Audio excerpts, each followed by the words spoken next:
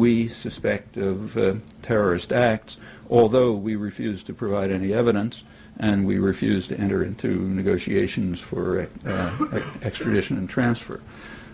Clear case of international terrorism. On October 28th, the British counterpart, Admiral Sir Michael Boyce, who's the chief of the British Defence Staff, took it a step further. 3 weeks after, you have to remember, getting rid of the Taliban regime was not a war aim. That was an afterthought. And 3 weeks after the bombing began, that was added, presumably so that intellectuals would have something to feel good about or something, I don't know. Anyway, 3 weeks after the bombing, that was added as a new war aim. And Admiral Boyce announced to the Afghan people accordingly, I think this is the first mention of this war aim, that we will continue bombing you until you change your leadership. Okay. First, that was all very prominent, like page 1 of the New York Times in both cases. 2, both cases are textbook illustrations of international terrorism, if not aggression, but we're still bending over backwards. And it's all off the record by the usual convention. We're doing it, so it doesn't count.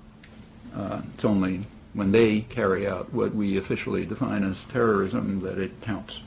Well, it's easy to go on, but let me just return to the weak thesis. There can't be a war against terrorism, at least as terrorism is defined in official U.S. documents. It's a logical impossibility. This is a small sample of illustrations. You can go on easily, but it's enough to show that that can't be true. That's the weak thesis. What about the strong thesis, that it's all so entirely obvious that it ought to even be embarrassing to talk about it, because it's all right on the surface. Nothing hidden about any of this. Everything I mentioned is perfectly well known. You don't have to penetrate anything to discover it. No obscure sources, nothing, just the obvious evidence.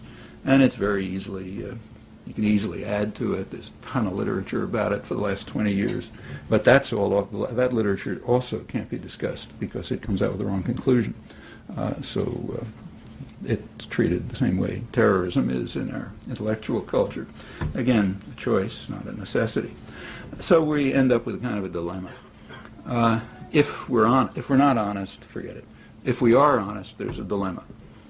One possibility is just to acknowledge that we are total hypocrites, and then to at least have the decency to stop talking about things like human rights and right and wrong and good and evil and so on, and just say, yeah, we're hypocrites.